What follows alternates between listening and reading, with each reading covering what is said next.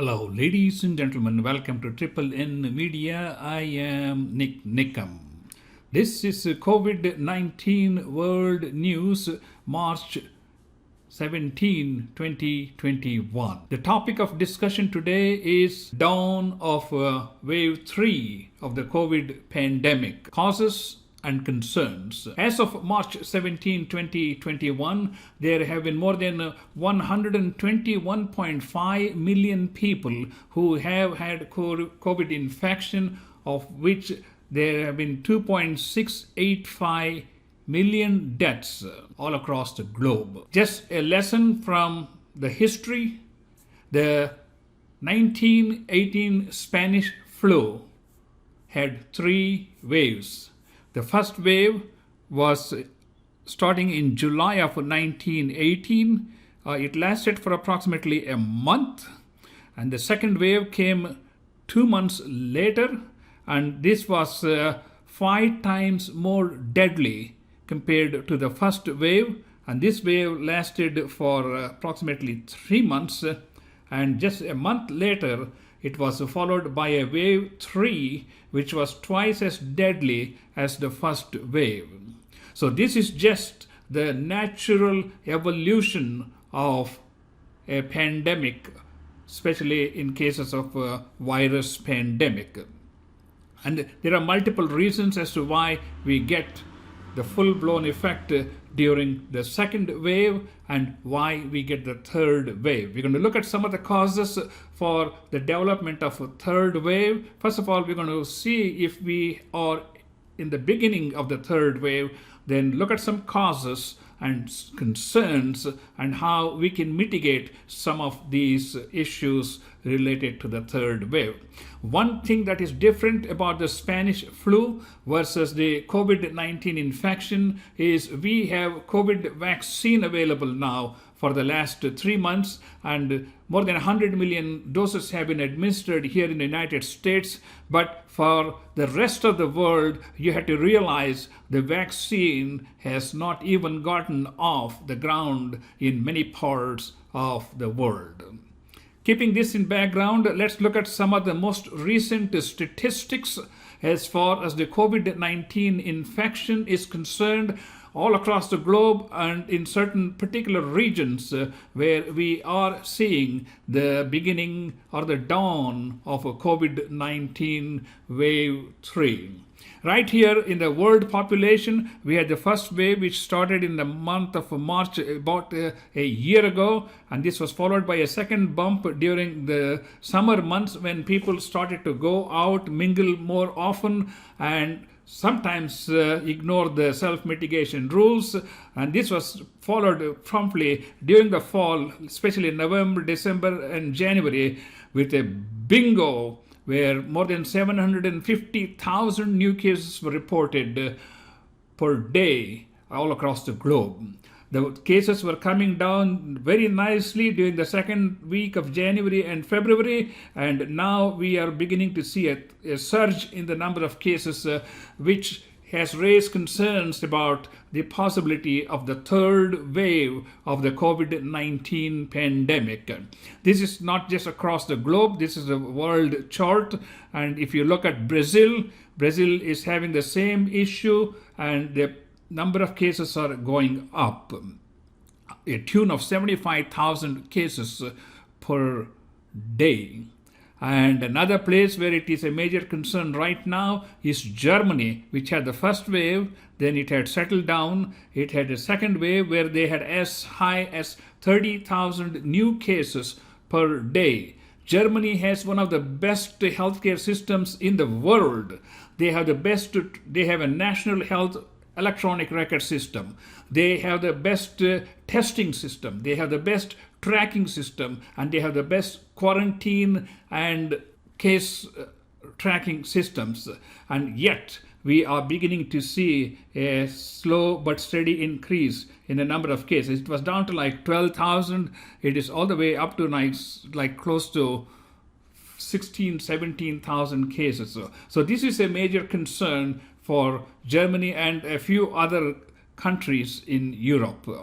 So in India, we had a monolithic huge wave which started in the late April and went on till September, October, where it reached 100,000 new cases. At one time, it looked like India was going to overtake the number of new cases, overtake the United States in terms of number of new cases. However, India has been very successful in bringing these numbers on a continued decline, but now there has been a slight increase since the beginning of March to a tune of 25,000 new cases per day, especially in major cities like Hyderabad, Chennai, Mumbai, Delhi, where the population density is extremely high compared to other regions.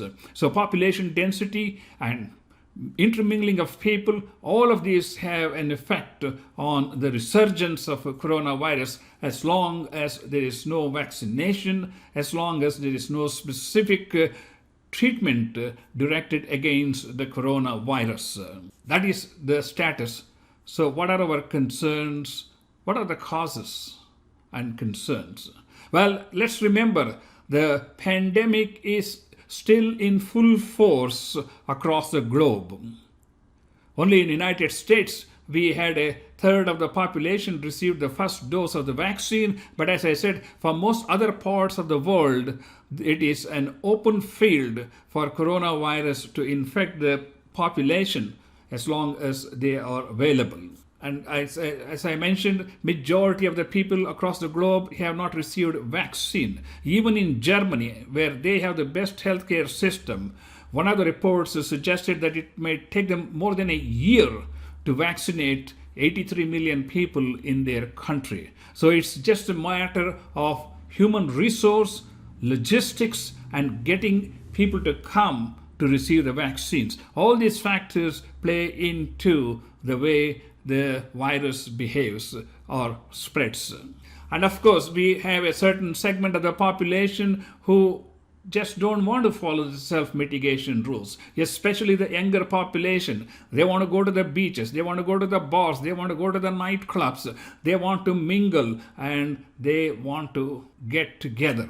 And that leads to a higher chances of spreading the infection, especially if they had no especially if they had no vaccinations to begin with. On top of that, many governments are tired of lockdowns and loss of economy and devastating effects on the country's welfare. So they have to open up the businesses and travel and entertainment. And because of that, we are already beginning to see a surge in the number of cases, especially in Texas. We have seen where the number of new cases are slowly creeping up. And it's just law of nature. As more people are exposed to a person with a virus, there's more chance for spreading the infection to other people. On top of that, we have these new strains of coronavirus we have heard about, the UK version, the South African version, and there's another third version which they are trying to establish the entity.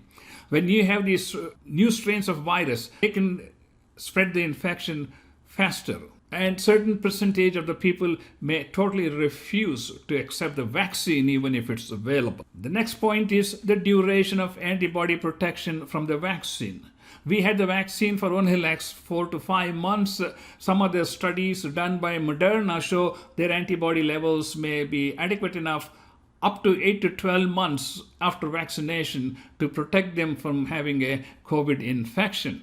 But this is something that has to be tested in mass population. So even if it were to last for 12 months, then in 2022, we may have the same question. Are we going to need yearly vaccination just like we do for a common flu? That is something that will come into picture next year. So in conclusion, the virus is going to run its course just as it did in many pandemics in the past. We can tame the response. Vaccine will certainly help and change the course of this pandemic, but the threat of infection is always there. Continuing to use self-mitigation guidelines will help us to protect ourselves the best possible way from getting infection from from the coronavirus. Thank you so much for watching this presentation. Before I conclude, I would like you to take a look at my publications, especially COVID-19 Pandemic, an International Guide, which is available on Amazon.com.